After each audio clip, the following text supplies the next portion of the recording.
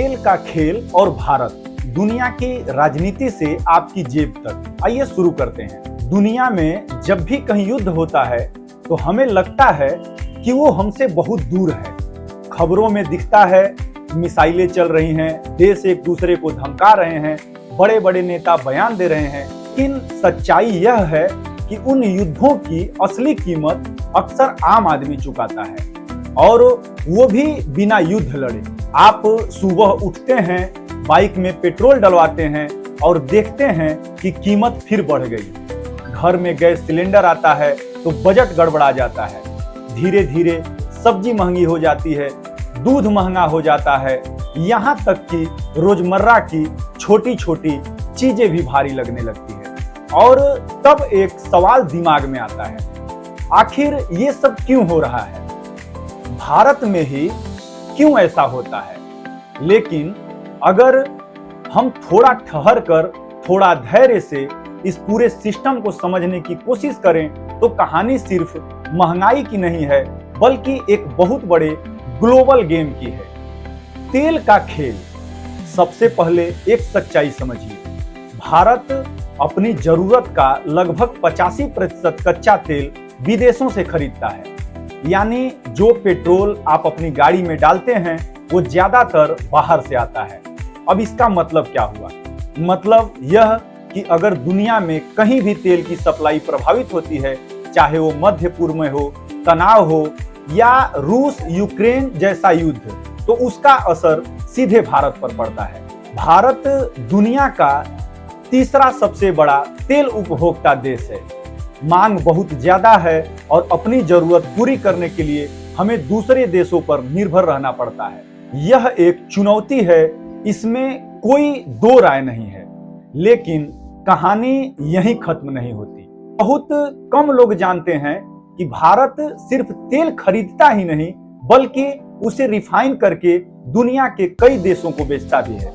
भारत दुनिया के बड़े रिफाइनिंग हब्स में शामिल है।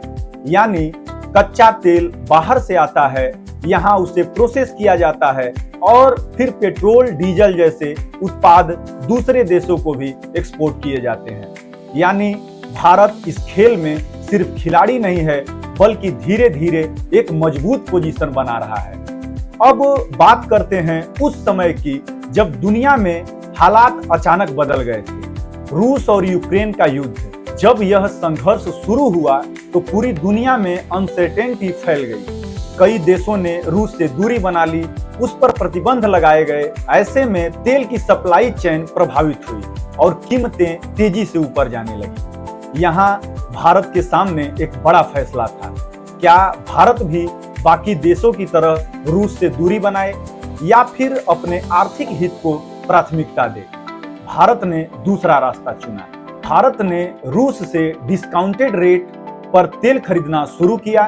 आंकड़े बताते हैं कि कुछ ही समय में भारत का रूस से तेल आयात लगभग 1% से बढ़कर 35 से 40% तक पहुंच गया। यह एक प्रैक्टिकल डिसीजन था। इसमें न भावनाएं थीं न दिखावा, सिर्फ देश के हित को ध्यान में रखकर लिया गया फैसला था। यही वह जगह है जहां भारत की नीति अलग नजर आती है, संतुलित, व्यवहारिक और समय के अनुसार बदलने वाली। अब एक और सवाल, अगर भारत सस्ता तेल खरीद रहा है तो हमें सस्ता पेट्रोल क्यों नहीं मिलता? यह सवाल बिल्कुल जायज है, लेकिन इसका जवाब थोड़ा जटिल है। भारत में पेट्रोल और डीजल की कीमत सिर्फ कच्चे तेल की कीमत से तय नहीं होती। इसमें कई और चीजें जुड़ी होती हैं, जैसे रिफाइनिंग की लागत, ट्रांसपोर्ट और सबसे बड़ा हिस्सा टैक्स। भारत में पेट्रोल की कीमत का लगभग 50% तक हिस्सा टैक्स का होता है। इसमें केंद्र सरकार का एक्साइज ड्यूटी और राज्य सरकारों का वैट शामिल होता है। अब सवाल यह है कि टैक्स इतना ज्यादा क्यों? क्योंकि यही सरकार का बड़ा रेवेन्यू सोर्स है। इसी पैसे से सड़कें बनती हैं, इंफ्रास्ट्रक्चर बनता है, योजनाएं चलती हैं, तो सरकार के सामने एक संतुलन होता है। जनता को राहत दे या विकास के लिए पैसा जुटाए, और यही संतुलन इस पूरे सिस्टम को थोड़ा जटिल बना देता है। अब अगर गैस की बात करें तो इसमें भी पिछले कुछ वर्षों में बड़ा बदलाव आया है। एक समय था जब गांव में एलपीजी कनेक्शन होना भी एक बड़ी बात थी, लेकिन आज देश में 30 करोड़ से ज्यादा एलपीजी कनेक्शन है। यह एक बड़ा सामाजिक बदलाव है। सीएनजी और पाइप गैस का नेटवर्क भी तेजी से बढ़ रहा है। सरकार का लक्ष्य है कि आने वाले समय में एनर्जी मिक्स में गैस का हिस्सा 15% तक पहुंचाया जाए। यह दिखाता है कि भारत धीरे धीरे एनर्जी डाइवर्सिफिकेशन की तरफ बढ़ रहा है। लेकिन इन सबके बीच सबसे बड़ा असर आम आदमी पर ही पड़ता है। भारत में लगभग 60% माल परिवहन डीजल पर निर्भर है। यानी जैसे ही डीजल महंगा होता है, हर चीज महंगी हो जाती है। सब्जी महंगी, अनाज महंगा, दूध महंगा। यह एक चेन रिएक्शन है। इसलिए तेल सिर्फ एक ईंधन नहीं है, यह पूरी इकोनॉमी की बैकबोन है। अब बात करते हैं भविष्य की।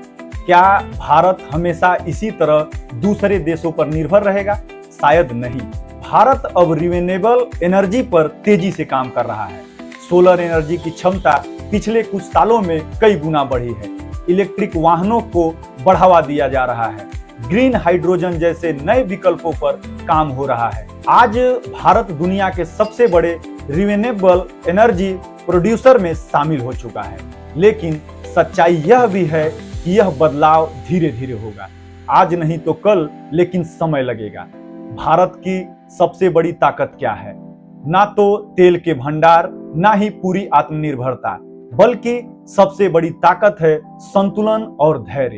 भारत ने कभी भी खुद को एक ही देश पर निर्भर नहीं किया। उसने हर जगह अपने संबंध बनाए रखे और अपने हितों को प्राथमिकता दी। यही कारण है कि हर वैश्विक संकट के बीच भारत सिर्फ टिकता ही नहीं, बल्कि धीरे धीरे मजबूत भी हो जाता है।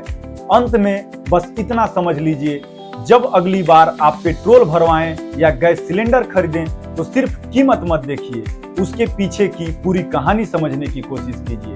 यह सिर्फ तेल नहीं है, यह ग्लोबल पॉलिटिक्स है, यह इकोनॉमी है और यह आपकी जिंदगी का एक हिस्सा है। संकट हर देश के सामने आता है, लेकिन जो देश धैर्य, समझदारी और संतुलन के साथ आगे बढ़ता है, वही लंबे समय में जीतता है। और आज भारत उसी रास्ते पर चलता हुआ दिखाई देता है। आशा करते हैं ये वीडियो आपको पसंद आया होगा। अगर पसंद आया होगा तो चैनल को सब्सक्राइब करना बिल्कुल न भूलें। बहुत बहुत धन्यवाद। Thank you so much.